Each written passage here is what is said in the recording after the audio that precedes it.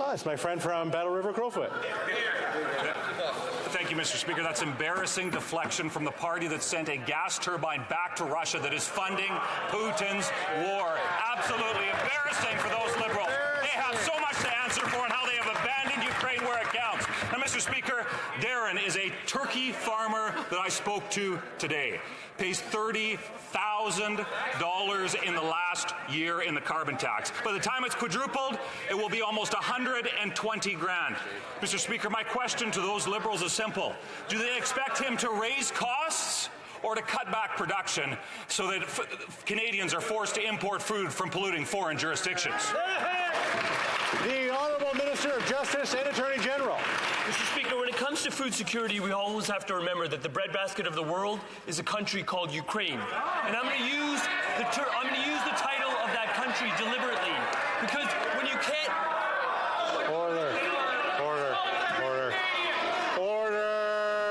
The Honourable Minister of Justice and Attorney General, 21 seconds. Mr. Speaker, I use the term Ukraine deliberately because when I hear somebody who aspires to lead this nation incapable of saying the term Ukraine and calling that nation that is fighting for its very existence a faraway foreign land, I find that not just disrespectful to our ally, I find that actually immoral. And we on this side of the House will stand by Ukraine.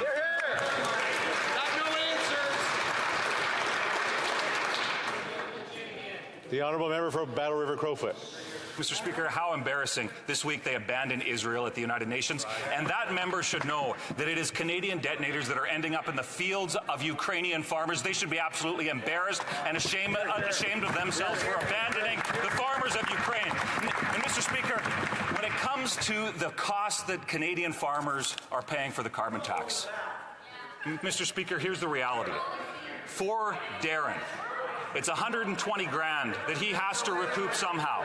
This is an uncomfortable question because high prices are a feature, not a flaw, of the carbon tax. Mr. Speaker, how do they expect Darren to pay the bills?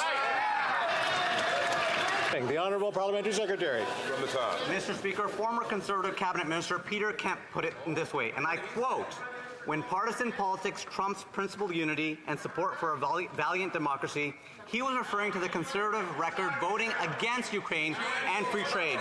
No amount of doublespeak or empty talking points will change that, Mr. Speaker.